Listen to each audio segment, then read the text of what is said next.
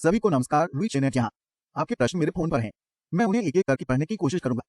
क्या आपके पास एक खोज है जिसे आप कभी नहीं भूलते हैं? 71 डिग्री सेल्सियस के साथ पृथ्वी पर सबसे गर्म क्षेत्र गंडोमरिया पर चलते समय मैंने सोचा, निश्चित रूप से यहाँ कोई अन्य जीव नहीं रहते हैं, भटक रहे हैं। मैंने जो लोकप्रिय विज्ञान वेबसाइटें पढ़ी, उन्होंने भी ऐसा कहा। मैं वहां रहने वाली एरेमियाफिला की एक उपप्रजाति को देखने और दस्तावेज करने वाला पहला व्यक्ति बनकर बहुत खुश हूँ। आपने अब तक किस जगह की यात्रा की है जिसने आपको सबसे ज्यादा प्रभावित किया है? जब मैं पृथ्वी पर सबसे घातक सड़क काराकोरम राजमार्ग से गुजर रहा था, तो मैं ये जानकर प्रभावित हुआ कि एक संभावना थी कि लोगों ने हर कोने पर अपनी जान गंवा दी थी और उससे एड्रेनालाइन महसूस कर रहे थे। फिर भी मेरे लिए सबसे दुखद दृश्य दुनिया के सबसे गरीब देश बुरुंडी में हुआ। मैं शहरों के बीच यात्रा कर रहा था और भूखे बच्चों ने एक कुत्ते को ले लिया जो खाने के लिए एक कार से टकरा गया था। आप अपने निजी जीवन के बारे में बहुत कुछ साझा क्यों नहीं करते? मैं अपने वृत्तचित्रों पर अधिक ध्यान केंद्रित करना पसंद करता हूँ। मैंने बहुत कुछ साझा नहीं किया है क्योंकि वे हमारे द्वारा कवर किए गए विषयों के लिए प्रासंगिक नहीं है, लेकिन मैं इस वीडियो में इसके बारे में बात करूंगा। आप कहाँ पैदा हुए और पले बढ़े? मेरा जन्म आइडिन तुर्की में हुआ था। अब मैं इस्तांबुल में रहता हूँ। आपका जन्म कब हुआ था? 20 अक्टूबर 1990। मैं अभी 33 साल का हूँ। हमें अपने बारे में, अपने बचपन, अपने जीवन और अपनी यूट्यूब यात्रा शुरू करने की प्रक्रिया के बारे में बताएं। 6 साल की उम्र में मैं जानवरों की दुनिया और विभिन्न संस्कृतियों में था। कुत्ते को गोद लेने से पहले उनके जीवन के बारे में 220 पेज की किताब पढ़ना मेरी पसंदीदा गतिविधियों में से एक था। दुनिया के हर देश के प्रमुख शहरों के नाम और आबादी को जानना वह विषय था जिसमें मुझे सबसे ज्यादा मजा आया।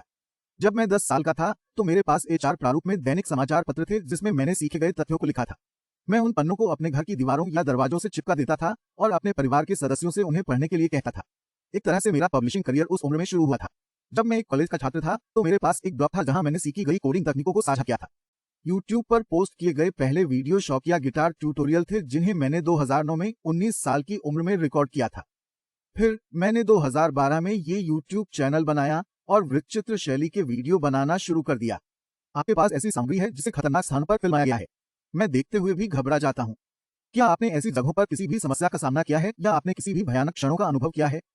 चैनल की प्राथमिक अवधारणा सीमाओं को आगे नहीं बढ़ा रही है या खतरनाक गतिविधियां नहीं कर रही है। हालांकि हमने युद्ध का दस्तावेजीकरण करने की कोशिश करते हुए अपने चालक दल के साथ कई कारनामों का सामना किया।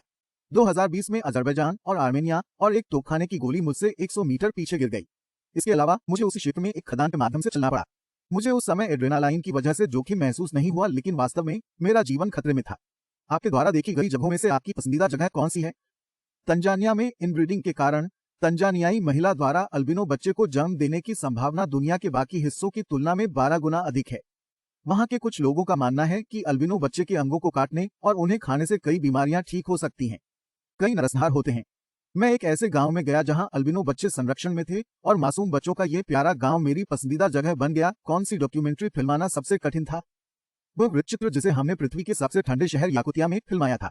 कोई फर्क नहीं पड़ता कि हम अपने आप पर कपड़ों की कितनी परतें डालते हैं, हम केवल 510 मिनट तक ही टिक सकते थे जब हम बाहर गए थे और हम तुरंत छुरा घोंपने जैसे दर्द का अनुभव कर रहे थे और ठंड के कारण हमारे कैमरे लगातार बंद हो रहे थे। ये एक ऐसा वीडियो था जिसे हम अपनी सांस नहीं पकड़ सकते थे। आप इतनी कम वीडियो अपलोड क्यों करते हैं? मुझे याद है कि आपने 6 महीने तक एक वीडियो पोस्ट नहीं किया था। आप में से कुछ जानते होंगे कि हम अपने वीडियो 15 अलग अलग भाषाओं में प्रकाशित करते हैं। हम अपनी सामग्री को दुनिया की सबसे अधिक बोली जाने वाली भाषाओं में अनुकूलित करके दुनिया भर में अधिक से अधिक लोगों तक पहुंच रहे हैं। ये प्रक्रिया मुझे और मेरी टीम को बहुत थका देती है और इसमें बहुत समय लगता है।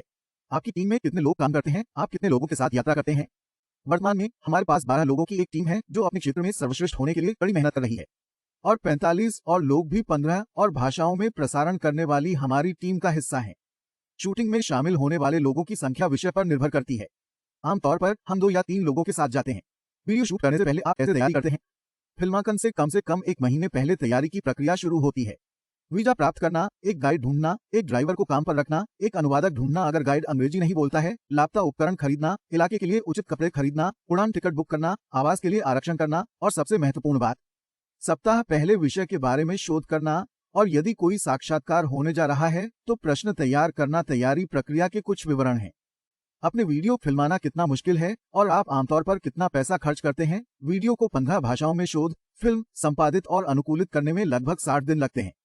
अभी के लिए प्रत्येक वीडियो की कीमत 10,000 से 25,000 के बीच कहीं भी है। क्या आप फिल्मांकन के तुरंत बाद लौटते हैं या आप यात्रा जारी रखते हैं? कभी भी हम अपने रिटर्न को एक दिन के लिए स्थगित कर देते हैं और मैं उस दिन को अवकाश के दिन के रूप में निर्धारित करता हूं और मैं इस समय को उन चीजों के लिए लेता हूं जो मैं जाने से पहले देखना या करना चाहता हूं। लेकिन हाल ही में मैंने फिर से पता लगाया है कि मेरे प्रियजनों के साथ मेरे संबंध कितने मजबूत हैं और मेरा एक हिस्सा जल्द से जल्द वापस लौटना चाहता है। आपके द्वारा देखी गई जगहों पर सबसे आश्चर्यजनक परंपरा या सबसे असामान्य जीवन शैली क्या थी?